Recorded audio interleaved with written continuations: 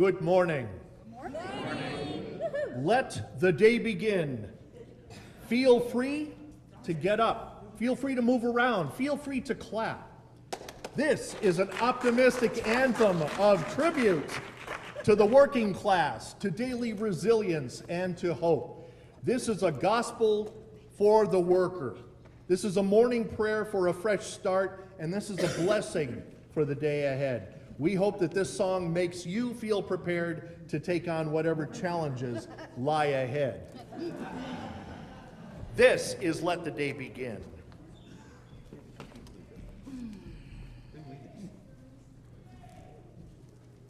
Shut the doors.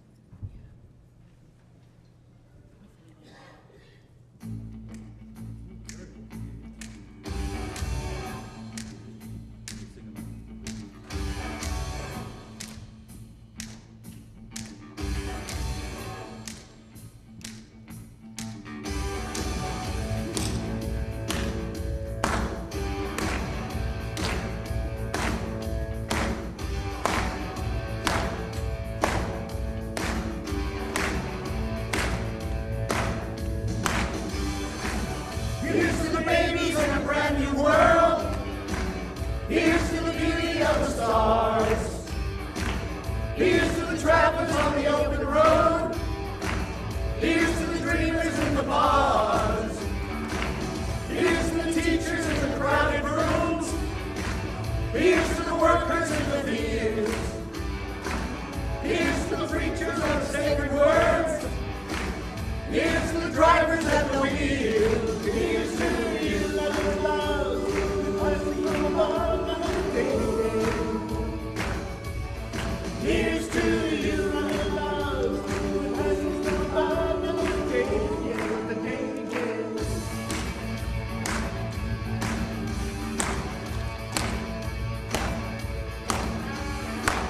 Here's to the winners of the human race. Here's to the losers of the game. Here's to the soldiers of the bitter war. Here's to the wall that bears our names. Here's to you, my love, blessings from above and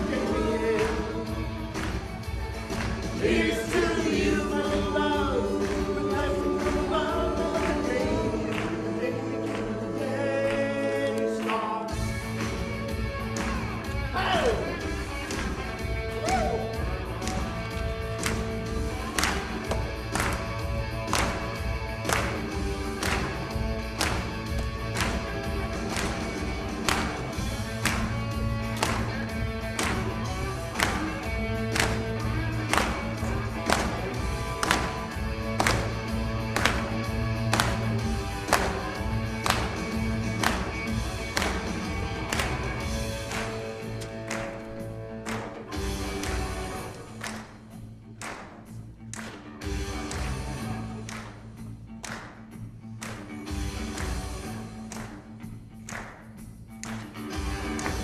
Here's to the doctors and their healing work.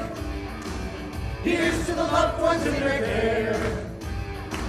Here's to the strangers on the street tonight. Here's to the lonely everywhere. Here's to the wisdom from the mouth of babes. Here's to the lions in the cage. Here's to the struggles of the silent war. Here's to the closing of an age. Here's to you, my love, blessings from above and here's to you, my love, blessings from above and here's to you, my love, blessings from above and here's to you, my love, blessings from above and let the day start.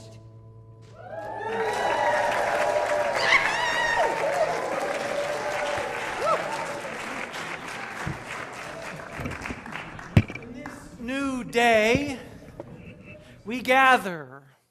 We, the dreamers, the travelers, the teachers, and the healers. We gather, lonely and loved, weary, and hopeful. Here's to this community, still becoming. Here's to the resilience that keeps us going in a world full of brokenness and beauty. May we be open-hearted builders of the world that we want to live in, with gratitude for those who came before and with blessings for those who will follow, and the faith that keeps us moving forward. Let the day begin. Let us worship together.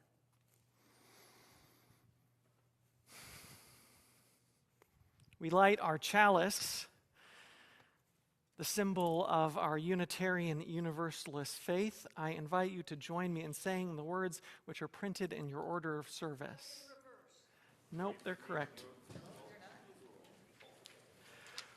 We light this chalice for the warmth of love, the light of truth, and the energy of service.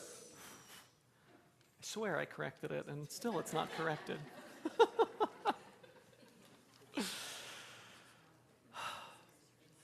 Now I invite you to rise in body or in spirit as we say our unison affirmation. We say it both in English and in Spanish as a reminder of the many languages spoken here in this community and beyond its walls, the many languages of the heart. Love is the doctrine of this church. The quest of truth is its sacrament, and service is its prayer. To dwell together in peace, to seek truth in freedom, to serve humankind in fellowship, to the end that all souls may grow into harmony with the divine. This do we covenant with one another. El amor es la doctrina de esta iglesia. La búsqueda de la verdad es su sacramento, y el servicio es su oración.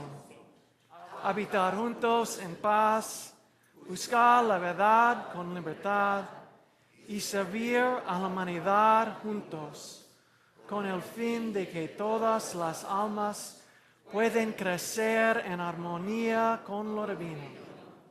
Esto es le pactamos unos con otros. And I invite you to remain risen for our opening hymn.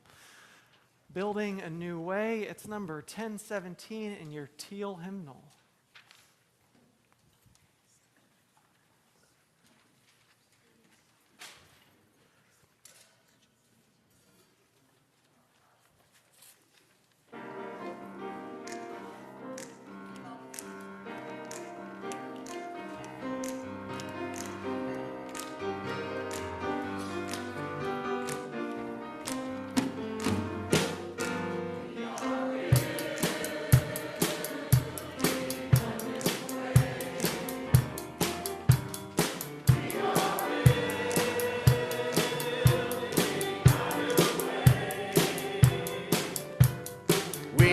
Building a new way, feeling stronger every day.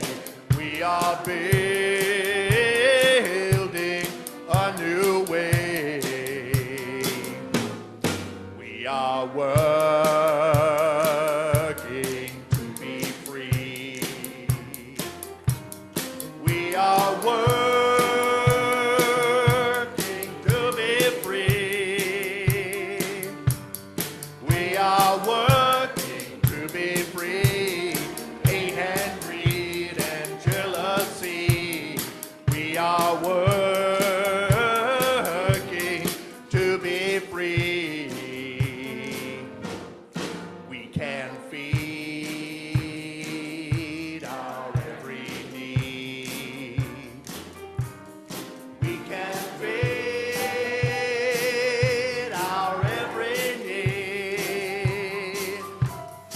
We can feed our every need. Start with love, that is the seed. We can feed our every need. Peace and freedom is our way. and freedom is our cry. Peace and freedom is our cry. Without these, the world will die. Peace and freedom is our cry.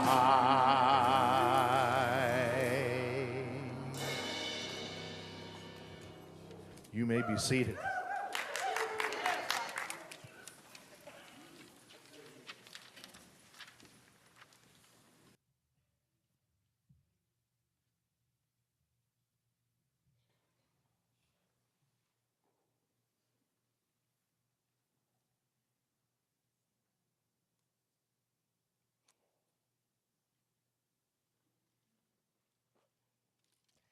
We light this candle in recognition of the Tamian and Muwekma Ohlone indigenous peoples, who were the first settlers, the first humans to inhabit and sustain this land thousands of years before settler colonizers arrived.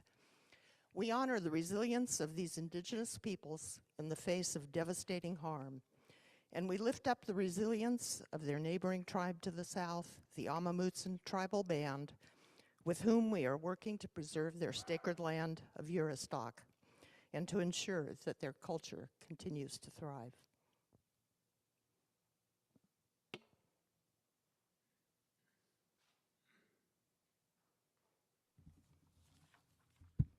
Good morning. Welcome. Can you hear me? Is this on? Okay. Welcome to worship with the First Unitarian Church of San Jose.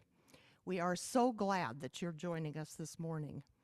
Wherever you are on your spiritual journey, you are truly welcome here. We cherish diversity in all people, in size, shape, age, gender, sexuality, race, ethnicity, spiritual belief, and capabilities. We welcome you as your unique and wonder-filled self to this sacred time and place. My name is Mary Martin, and my pronouns are she, her. For visual accessibility, I'm an elderly white woman with gray hair, and it's my pleasure to serve as worship associate for today's service, which kicks off our annual stewardship campaign, the theme of which is Building a New Way. I'm really glad to be part of this service and part of the stewardship committee. Over the many years that I've belonged to this church, it has experienced a lot of financial ups and downs. There were eras of scarcity when the congregation considered selling the building, as well as eras of great generosity, such as several capital campaigns which raised millions of dollars to refurbish the building. I have seen how vital our financial gifts are to carrying out our mission of making love visible in all we say and do. So when I get ready to make my yearly pledge, as you will be invited to do, I reflect on how important this church has been in my life and how I want to see it thrive so others now and in the future can experience the benefits of belonging to this special place. And because I want to see First Unitarian thrive, I will challenge myself to put my money where my heart is. Now is the time when we can greet the people who are joining us online. So wave at the camera as they... There we go.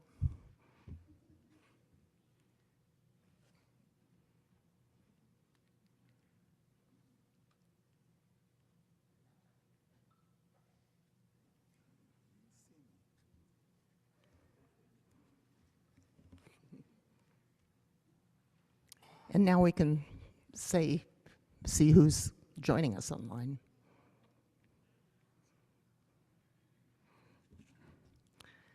After the service, please join us in Hattie Porter Hall through these doors, where there's a welcome table with information about this church and our Unitarian Universalist faith, and extra special goodies today because it's the kickoff of our capital campaign, or our stewardship campaign.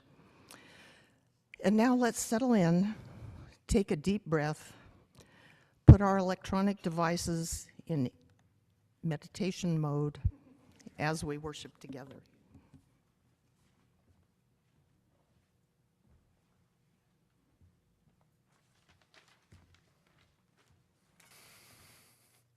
Can those who are young or young at heart, you want to join me down here at the center of our sanctuary on our labyrinth for our story for all ages?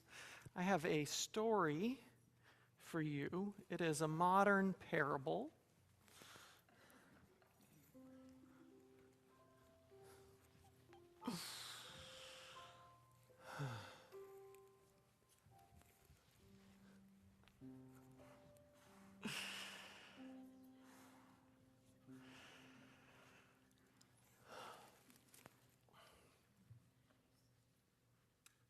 Once upon a time, there was a daughter who complained to her father about how life was hard, almost miserable, and she just didn't know how she was going to make it.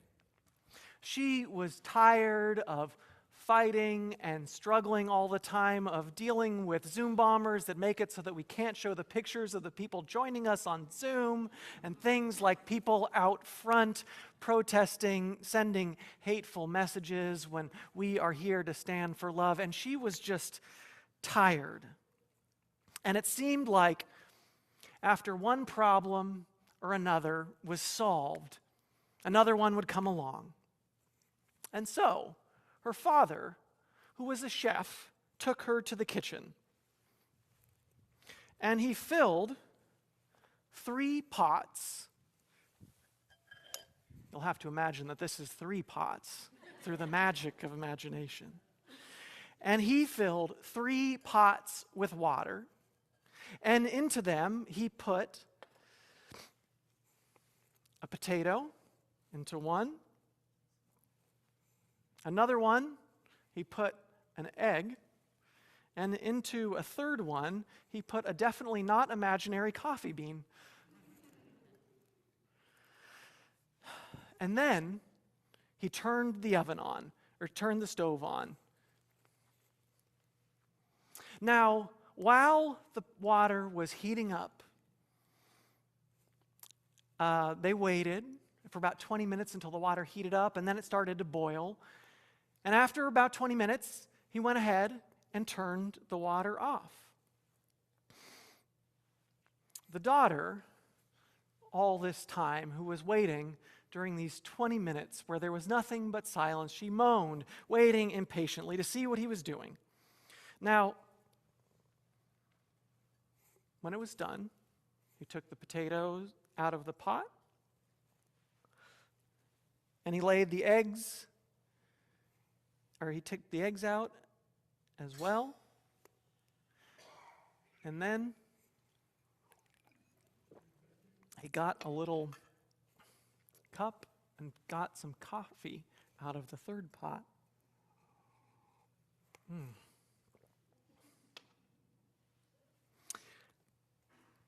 And he asked her, "What do you see? What do you see?" Anyone? Potatoes, eggs, coffee? Yep. She was like a little bit annoyed. "What do you mean? It's potatoes, eggs, and coffee." "Look closer," he said, "and touch the potatoes." She did, and noticed they were soft and fell apart at the slightest touch. He then asked her to take the egg and break it. And after she peeled away the shell, she saw that it was a hard-boiled egg. Finally, he asked her to sip the coffee. Now, this was not a young daughter, so she had already developed a taste for coffee.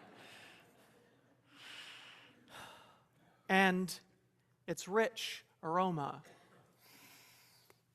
brought a smile to her face. Now, he explained that the potatoes, the eggs, and the coffee beans had each faced the same adversity. They'd each faced the same difficulty. They had been through a difficult situation of being boiled in very, very, very hot water for a while. Now, the potato, when it went in, was hard and unrelenting, but when faced with the boiling water, it basically just fell apart. The egg, which had had a soft center, maybe an open heart, one might say, when faced with the boiling water, became hard and rigid. However, the coffee beans were unique, because after they were exposed to the boiling water, they didn't fall apart or turn hard. Instead, they had the strength to absorb the water and then turn it into something wonderful.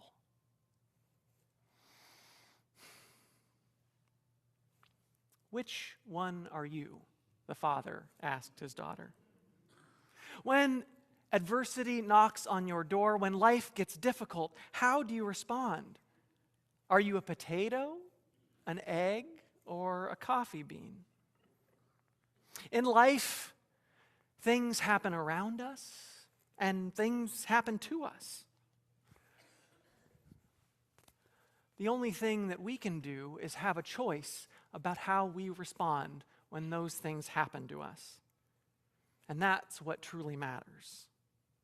You can, when things get difficult, you can crumble in fear, become hardened and refuse to change, or you can dig deep, absorb the difficult situation, and transform it into something new and wonderful. That's right, it is new and wonderful. You got it.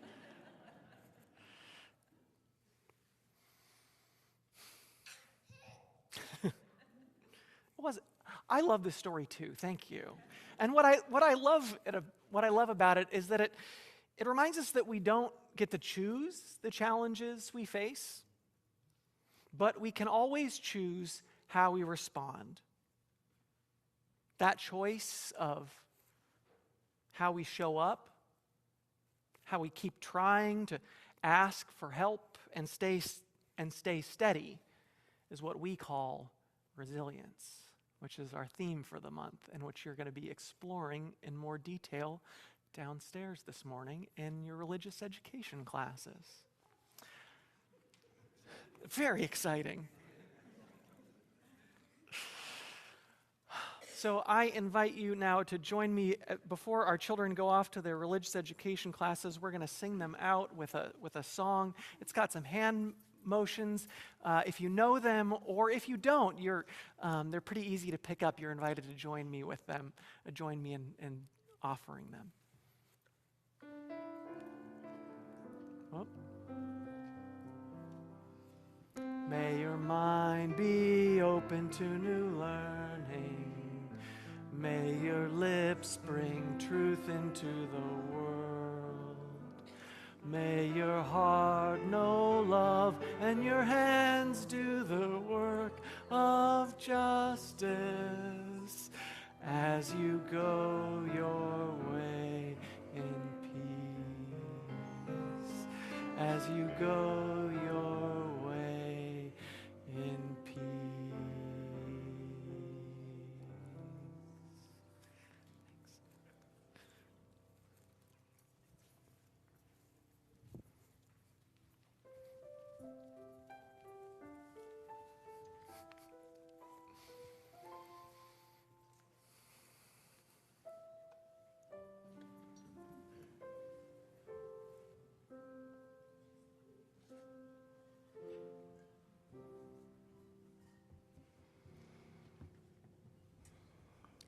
These words are from Cultivating a Generous Heart by Margaret A. Beckman.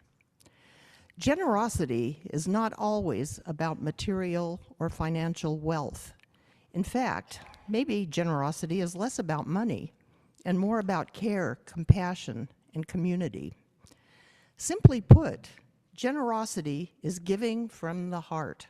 It is giving of ourselves through our demonstration of love, compassion, and kindness. It is more than our material possessions.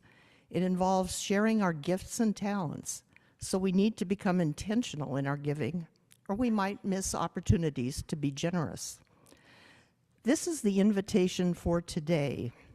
Find and practice ways of intentional generosity, and through that practice, cultivate a generous heart. Generosity is a spiritual practice which,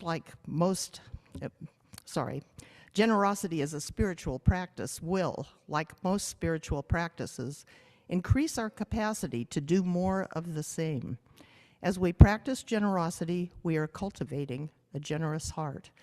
As we cultivate a generous heart, our capacity for generosity increases.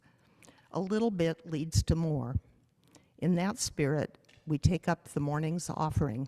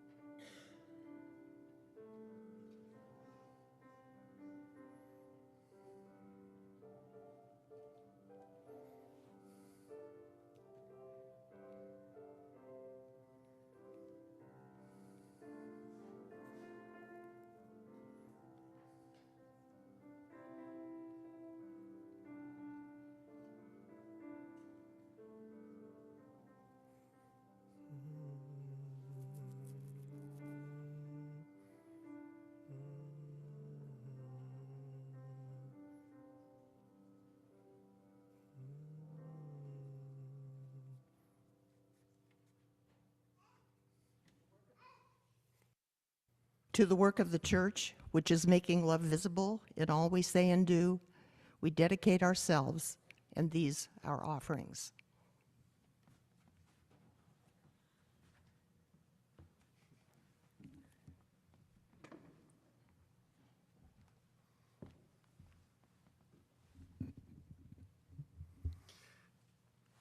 So as Mary mentioned, this Sunday is the kickoff of our annual giving campaign with the theme of building a new way.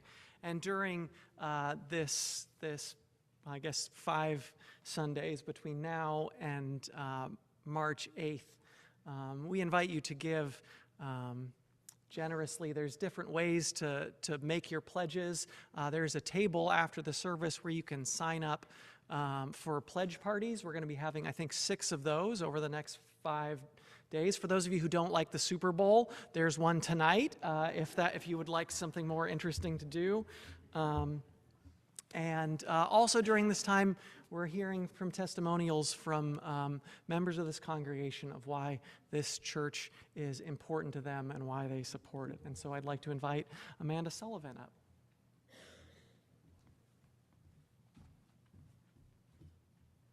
Good morning. So my name's Amanda Sullivan. I go by she, her. I am a 36-year-old woman with shoulder-length brown hair. I'm wearing blue pants today and a fun little shrug over a black shirt. I am here to share why I give to the church, and I wrote a poem to tell you why I give to the church, so something a little different. Why do I give? I was asked one day, and I sat down to think what to say. What came to mind is kindness and joys, love and music, and spirit and poise, friends and laughter, support when I ask, a truly safe place that calls me to task. How positive I feel when I give to such good work, so transformative. I am busy, yet in the background, movement is there when I'm not around. I give what I can in time and in coin. For making change, how can I not join? I ask you too, can you give today? Your gifts special, they're paving the way. For what we do, this present moment makes a difference, change we foment. Why do I give to our community? To help build strong the roots of humanity. Thank you.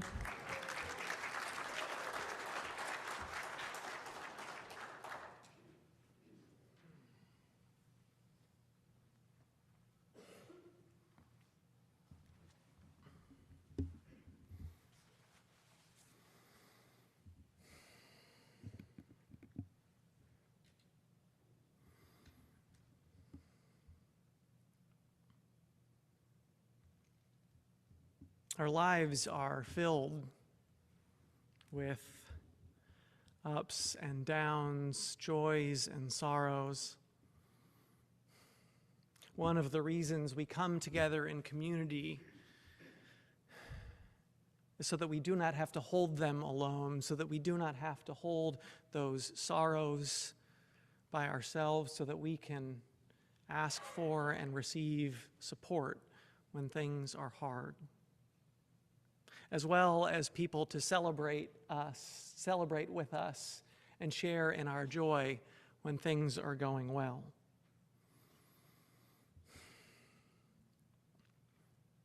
In a moment, I'm going to sound this singing bowl, and after I do, I invite you to speak into this space or type into the chat any joys or sorrows, any names or occasions that are on your heart this morning, and that you would like lifted up into this community so that they might be held not just by you alone. In this, our embracing meditation.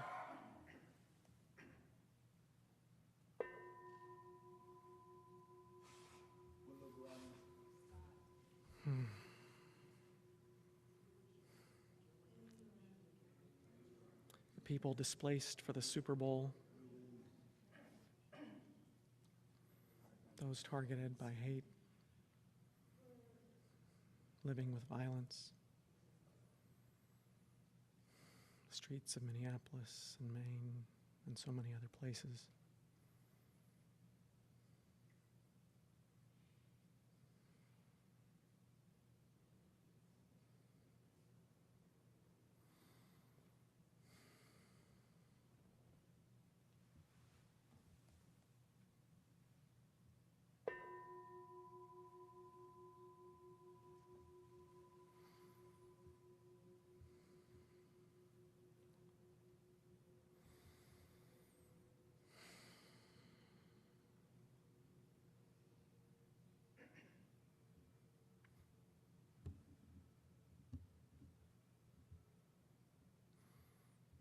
All that has been shared and all that is too tender yet to share, yet which we hold in the silent sanctuary of our hearts.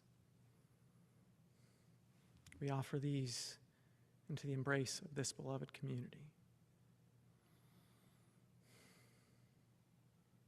And after the service, if you'd like, there's also our pastoral associates table where you can light a candle or write in our book of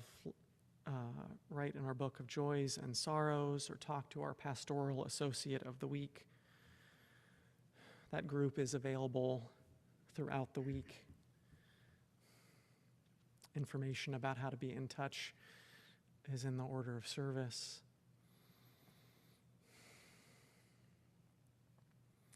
Just remember that you are not alone.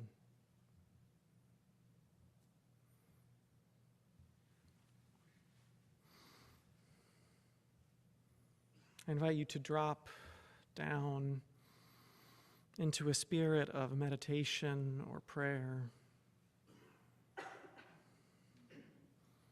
Maybe that means closing your eyes, softening your gaze, noticing your breath so you can let go of that monkey mind thoughts and be present.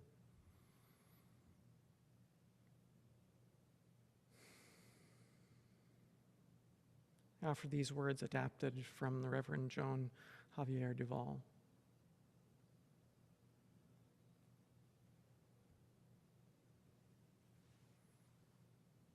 Holy mystery, silent presence, uncertain bearer of the weight of it all. In these quiet moments, we listen. We listen for the maybe still breathing, perhaps whispering, faintest sign of the universal good. We listen between the cacophony of distractions pulling us towards untruth and falsehood.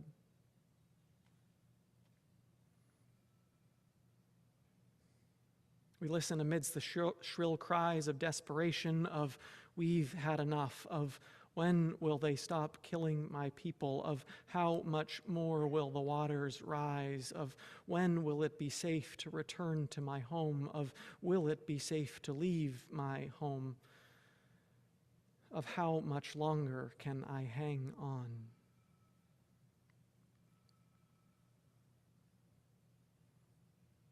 We listen and we wait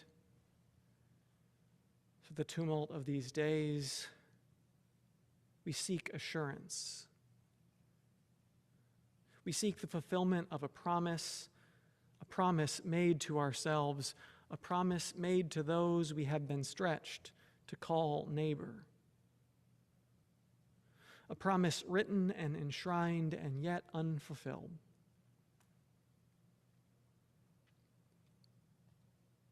Help us, abiding mystery, to hang on. To hold on when all is in question, when all is in doubt, when the path ahead isn't clear.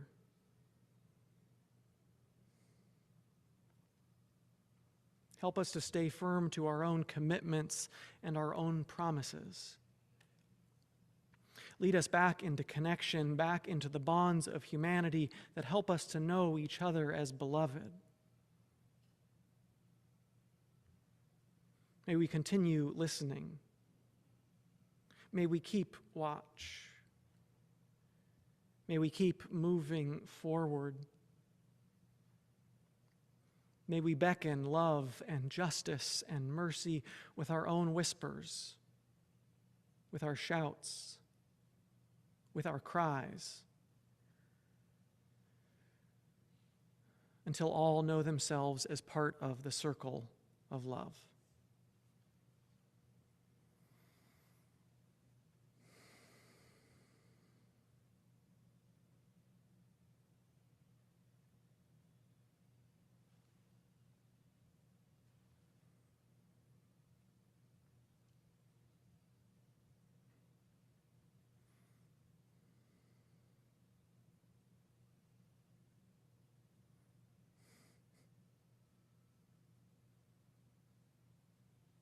Amen, and blessed be.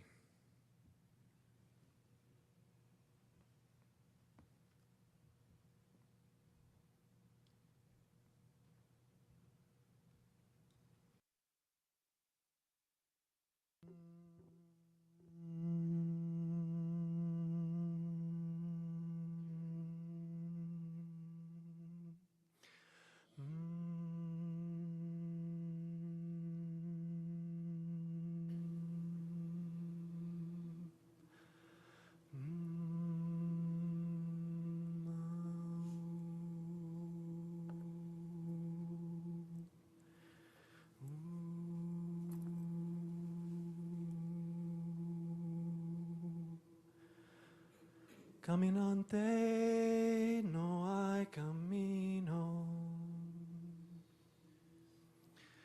Caminante no hay camino. Just hum.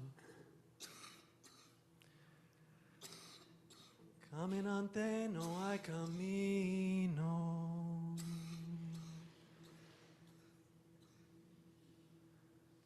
Caminante no hay camino. Se ese camino al andar.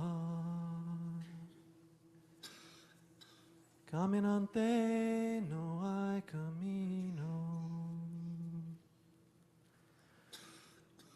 Caminante no hay camino. Caminante, caminante, no hay camino, no hay camino. Put it together. Caminante, no hay camino. Caminante, no hay camino. Caminante, no hay camino. Caminante, no hay camino. Caminante, no hay camino. Caminante.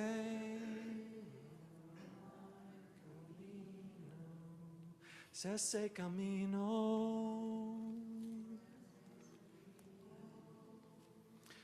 Caminante, no hay camino. Just keep that part going.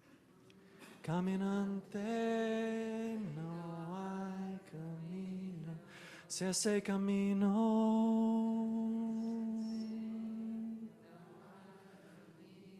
Es ese camino.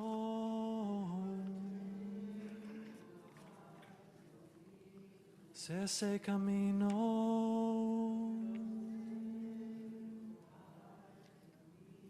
al andar,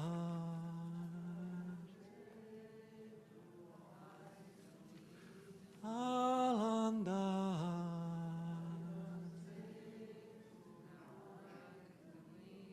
Es ese camino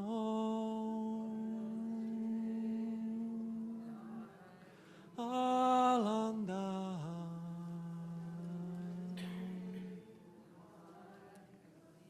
Es ese camino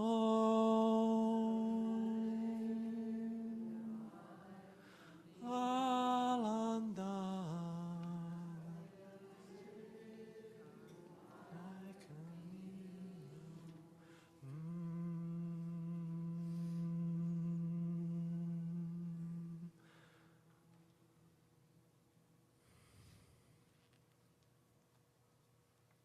Traveler, there is no path. We make the path as we go. So we're from a poem by the Spanish poet Antonio Machado, with an arrangement by Francisco Ruiz.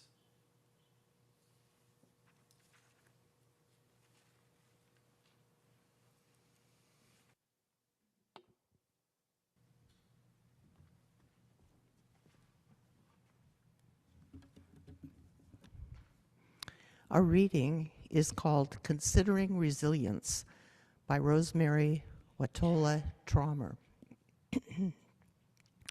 Today, I talked to the broccoli sprouts. I kneel down beside their bed. You can do it, I tell them. I don't mention that every summer there is a hailstorm that will puncture and tear their leaves. That bits of their green will litter the soil. Though the sprouts are less than half an inch tall, the leaves already look tough, like thick four-leaf clover. The hail, though, will be tougher. Perhaps I don't want to tell myself how tough things will get. Would rather encourage, would rather play, would rather revel in today's sun. But today there's no lying to the self. The inner hail has already come. My leaves hang in tatters. All around me, flower petals are fallen, scattered. Out of season, widespread wreckage. There is an inner knowing, though, one that needs no one else to encourage it. It knows to grow despite the damage, to grow because damage, to grow. It knows to grow because that is what we are here to do. Our new leaves coming in to support the old, to support the whole, every bit as vulnerable and green. So green.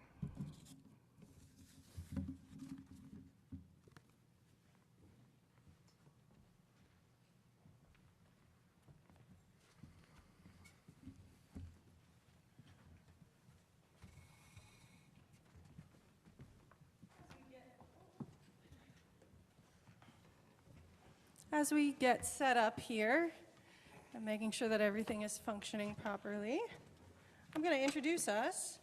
We are Guitars Aloud. My name is Amanda. Behind me, I have David on bass. I have Sally on guitar, Ray on guitar, Jim on guitar, Curtis on violin, and Rev Matthew will be joining us on the drums today. Bass going? Good.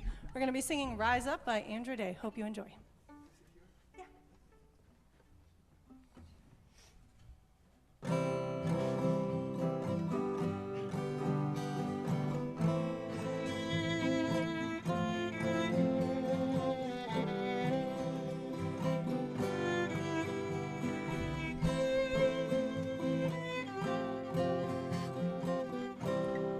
Broken down and tired of living life on the merry-go-round, and you can't find the fighter, but I see it in you, so we're gonna walk it out and move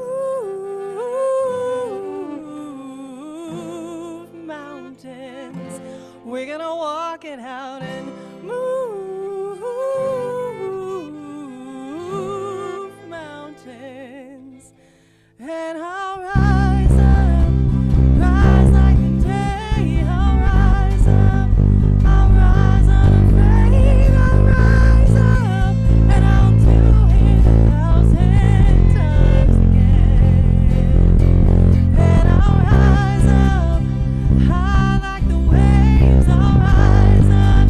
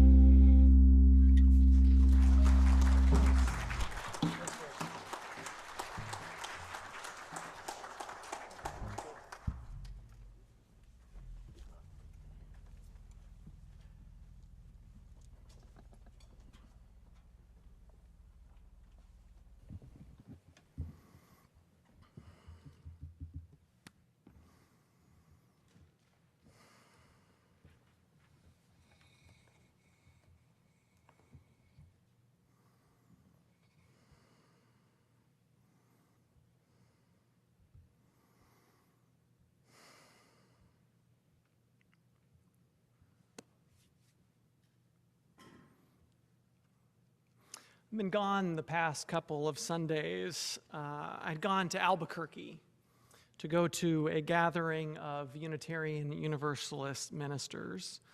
And when you take the train, it takes a little bit longer to get there and back. When I got there, many of my ministerial colleagues had just been to Minneapolis.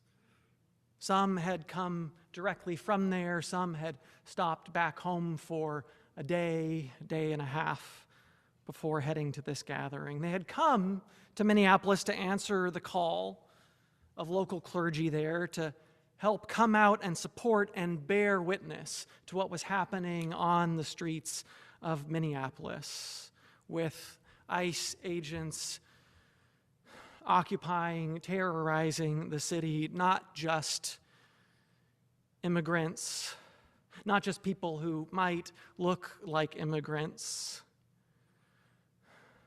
American citizens, really everyone. And so there was a call that went out from the local clergy there in Minneapolis for clergy to come out and show support and to demand an end, to show faithful witness to a different way of being. And 700 clergy came to Minneapolis for a few days, braving the, I think, minus 20 degree weather with wind chill. And around 200 of those 700 clergy were Unitarian Universalists.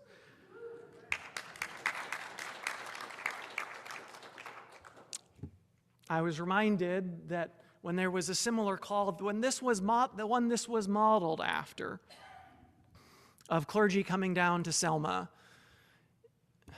during the push for voting rights during the Civil Rights March, where Black leaders had called for clergy from across the country to show up and bear witness and to march.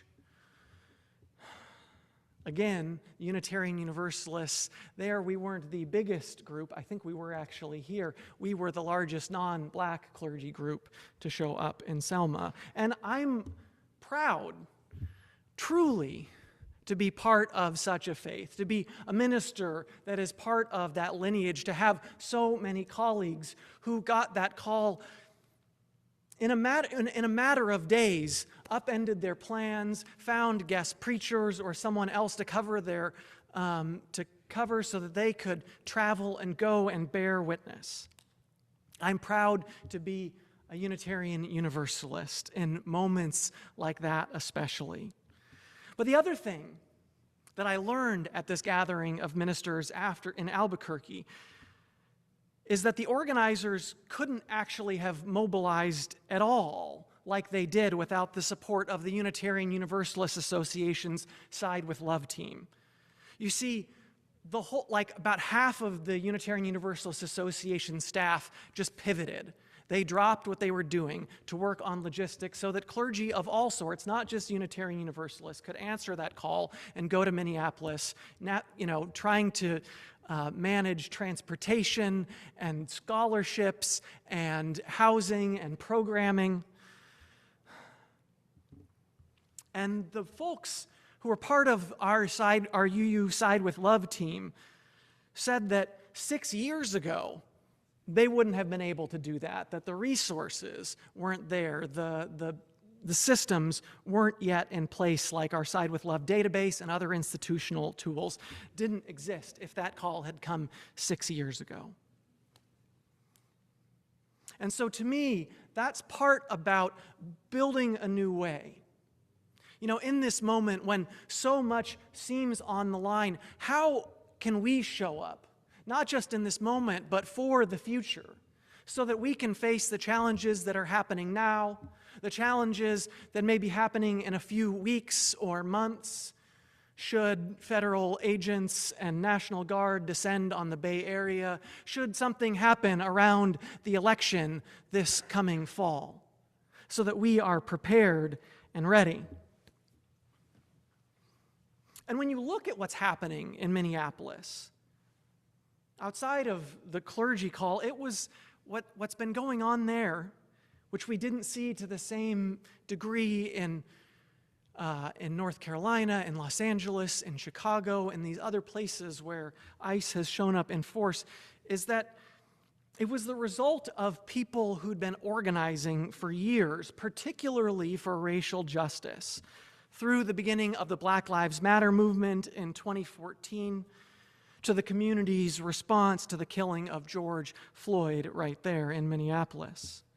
And so you had networks, formal and informal, that had been developed, which allowed folks to mobilize to protect their immigrant neighbors.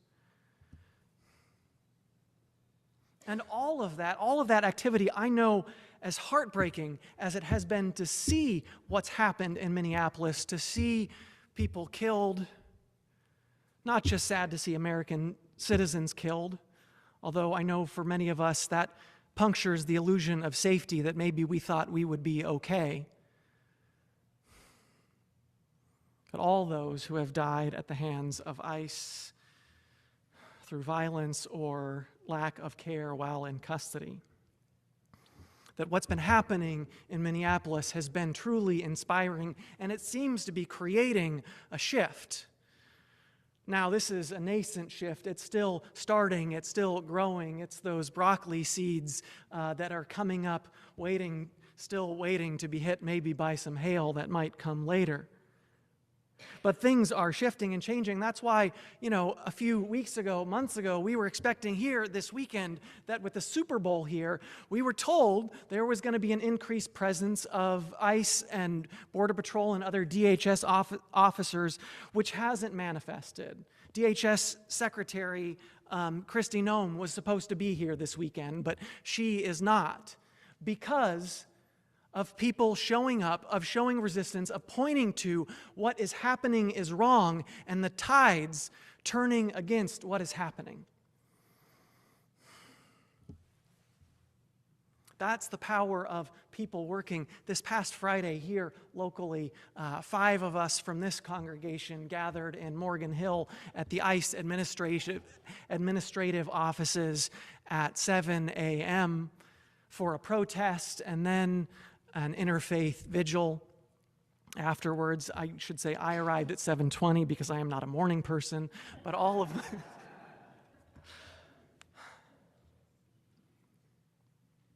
And again, with the people who showed up, I looked around and again saw who was there, saw the number of Unitarian Universalists again present. Ministers and lay people from the Sunnyvale congregation, from the Santa Cruz congregation, from San Mateo, and from San Francisco come down to show support for our neighbors who are being targeted. I am so proud to be part of this religious tradition.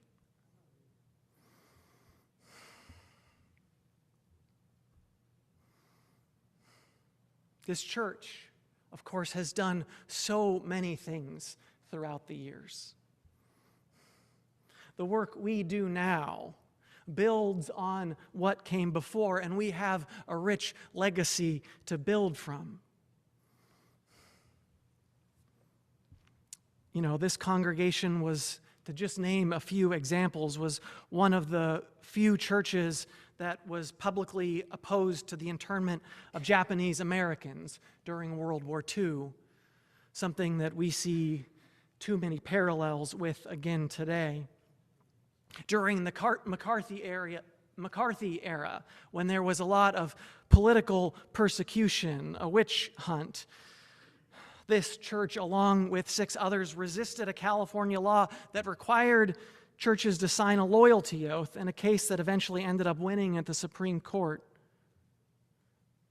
This church has been hosting 12-step groups for the LGBTQ community since the 1970s and offered worship space for the LGBTQ-friendly Metropolitan Community Church when it first started meeting, when other churches would not.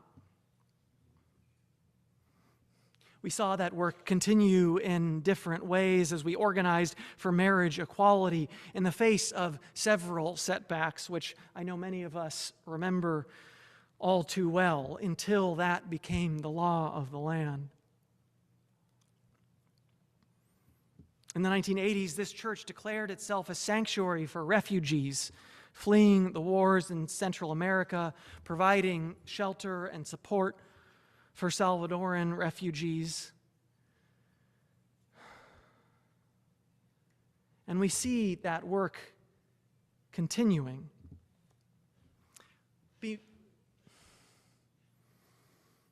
I think we must always remember during these difficult times those who came before us, who did the work to build a new way.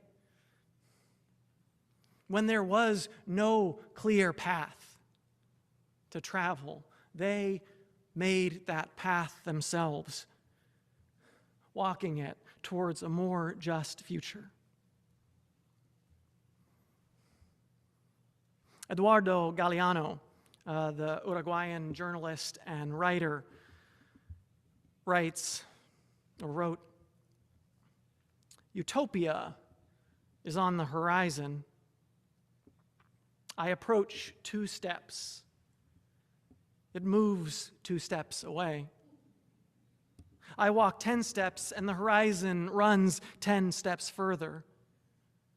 As much as I may walk, I'll never reach it. So what good is a utopia for? For this. It's useful for walking forward."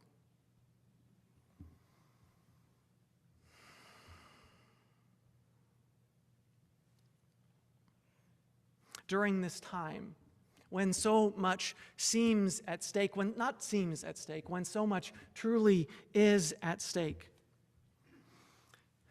we have to hold that vision, that possibility of a new way, a better way, a brighter future in our hearts and minds, and move toward it. Though we may never reach it. Utopia is literally, in Greek, it is no place. It is a place that does not exist. It is a place we move towards, and yet we have folks who are walking us towards that utopia. Right now, we have several people who are part of an accompaniment team, which I see as a spiritual outgrowth or descendant of the sanctuary we did in the 1980s to offer support to immigrant families and families with mixed immigration status, often connecting with people and offering support across language barriers. And our experience with getting this team started, which happened last spring, is actually being used as a model for how other congregations in the South Bay who want to get involved in similar work can do that themselves. I know Mary Idso has talked to several people about how to help get that work off the ground.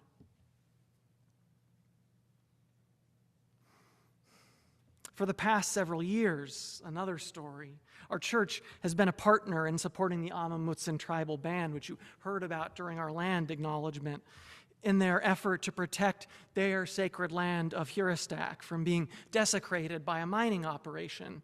Well, I know some of you saw the news, but maybe some of you didn't, that campaign was finally won about a week and a half ago.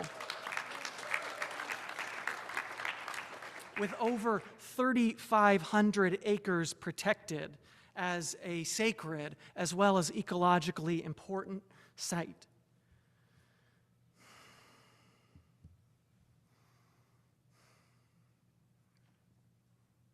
I'm proud to be part of this faith tradition. I am proud to be the minister here at this congregation, serving with you to build a new way, to make a better way, to work towards a brighter future. A few other stories from our past. Because many of these stories, or many of these aspects of our history, I think were and are forward-thinking.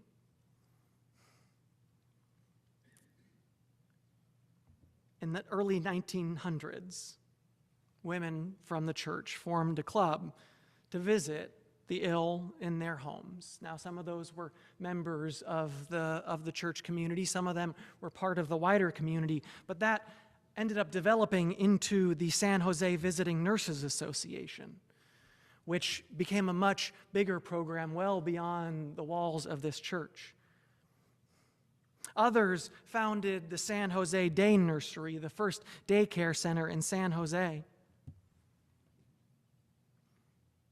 In the late 1960s, this church was part of an interfaith group that organized the Urban Food Organization to feed the hungry in downtown San Jose.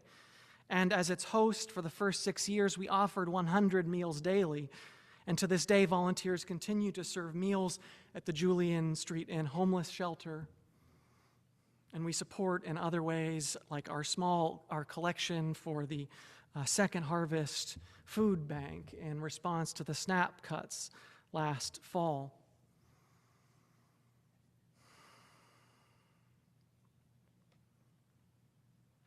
And what I love about these examples is that we were creating programs and supporting programs and institutions that grew to serve not just this church, but the broader community and the wider world.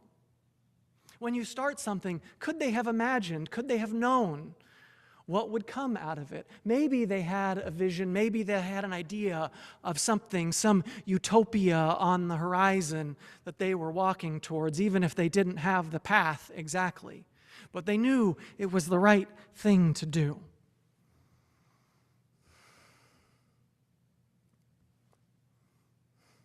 Now, this is supposed to be a sermon about stewardship and generosity and giving. And indeed, although I haven't really talked about money, this is stewardship, because stewardship is about more than money. It's about giving of our time and our talent and our treasure and our vision and ideas to make the world a more beautiful place, to build a new way, to walk, though we might not know the right path towards utopia. The path, that destination which we will never reach.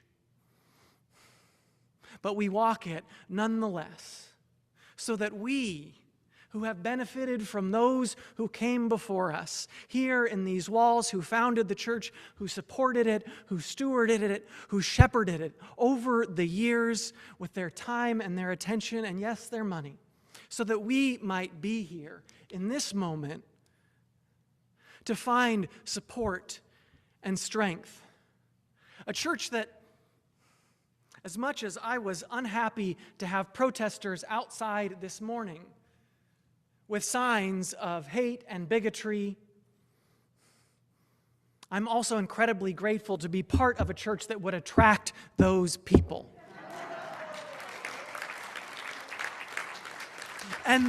And the people who, before the service, I was like, hey, can we get a few people to just go out there and be loving, peaceful presence and witness, so that those folks who are arriving, particularly those folks who may experience great hurt and pain in the words on the sign and the words that they shout and jeer and taunt us with, might feel that love and support that we need during difficult times. All of that could not have existed without what came before. And so in this moment, when things look critical, and I'm going to have some more to say about this in the future, because I went to a really great workshop at this ministers' gathering about meeting the moment, about what do we do in this moment in history, and how can we protect our communities, our friends, our neighbors, our democracy. What is the world that we want to build for tomorrow? What is the path we are walking towards? Though we might not know the way, we might not know how we get there. It may be entirely unclear to us, and yet we walk, we move, so that the people who come here after us, so that our children and our children's children and generations beyond that, and folks who will never set foot in these walls, are impacted, are moved by the work that we do here now. Though we might not necessarily know the way, though we might not see the direct impact, knowing that those ripples, that those things we build, that path we trod has helped bring about maybe a better future for those who come next. May it be so. I invite you to rise in body or in spirit and join me in singing our closing song, Wo-Ya-Ya. It's number 1020 in your teal hymnal, although we're just going to do a shortened version of it. So we're going to, if you're following along on the slides, it's fine.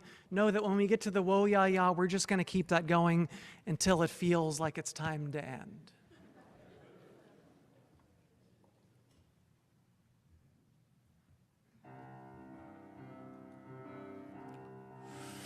We are going, heaven knows where we're going, but we know within, and we will get there.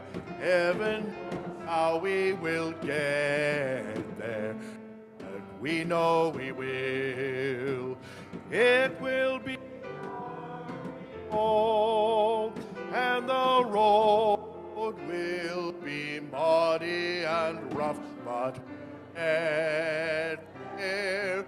Heaven knows how we'll get there, but we know we will. Wo-ya-ya, wo-ya-ya, wo-ya-ya.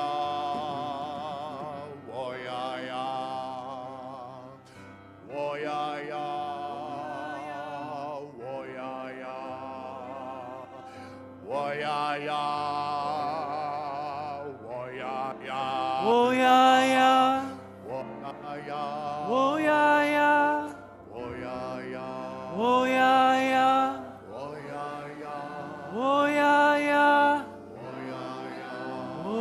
wo-ya-ya,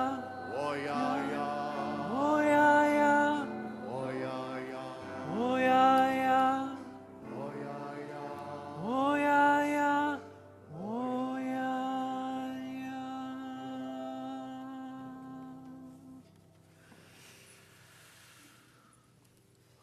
I invite you, as you feel comfortable, to take a hand or to bump elbows, touch a shoulder, make a connection with those nearby you, or if you want to send your energy out into the space, out into the world. For those of you joining us on Zoom, we invite you to do just that.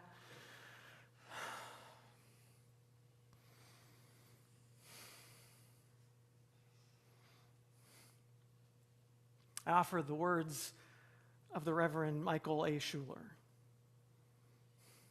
If you are proud of this church, become its advocate.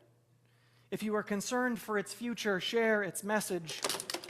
If its values resonate deep within you, give it a measure of your devotion. The church cannot survive without your faith, your confidence, your enthusiasm. Its destiny and the larger hope rests in your hands, rests in all of our hands. Amen, Ashe, and blessed be.